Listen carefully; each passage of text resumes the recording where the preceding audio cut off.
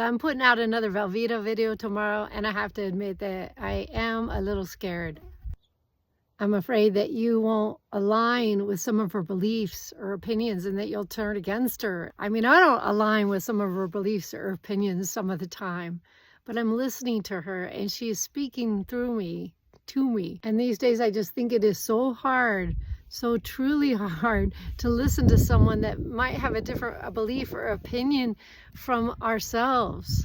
When we hear somebody's different opinion, oftentimes, you know, we're ready to challenge them or argue with them or cancel them. I see it on social media. It just breaks my heart when somebody says, if you voted for this person or if you believe in that, I unfriend you, I hate you.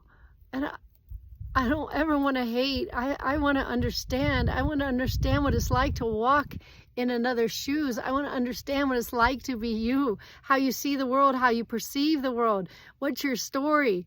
When we see one another's story, we see one another's humanity and what brought them to see the world in that way. That's what I want.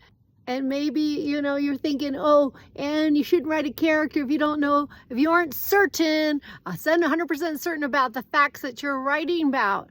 And when I hear that word certainty or certain, I think about my favorite line from Conclave, and I'm just going to read it to you. It's spoken by Ralph Fiennes. Certainty is the great enemy of unity. Certainty is the deadly enemy of tolerance. And that's it, right? If we're 100% certain in our convictions, in our beliefs, then there's no room. There's no room for listening or dialogue or humanity or humility. That maybe we don't know everything. And Velveeta is teaching me, you know, she's teaching me soften my edges, to listen more. I mean, look at Velveeta. She's working at Waffle Wagon, listening to 1,000 stories in and out. And she's holding space with her heart and with waffles and with syrup and the gospel of the waffle. She's doing it without judgment and shame. And if only I could be more like Velveeta. I aspire to be like Velveeta. She's like if you do internal family systems, she's the big S self with the wisdom. Well, most of the time when she's not mouthing off.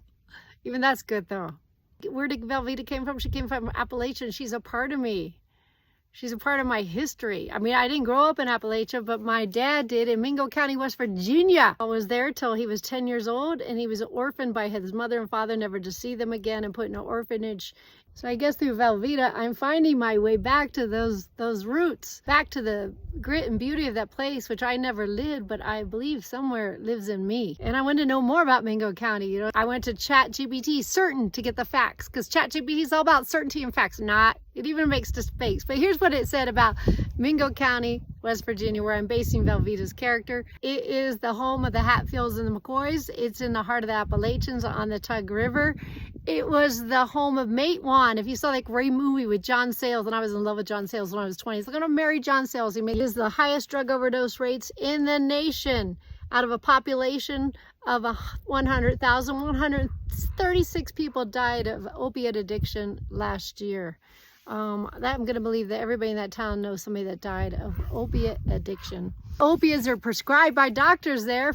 Everybody's got a prescription. 57 out of the 100 people have opiate prescriptions in Mingo County, West Virginia. 41% of the residents are on Medicaid. 60% seem to receive some form of government assistance, whether that be SNAP, disability, or SSI.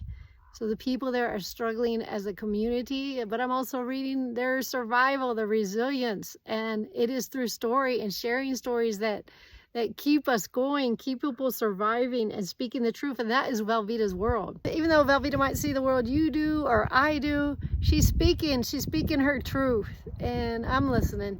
I hope you enjoyed tomorrow's video. Keep a lookout.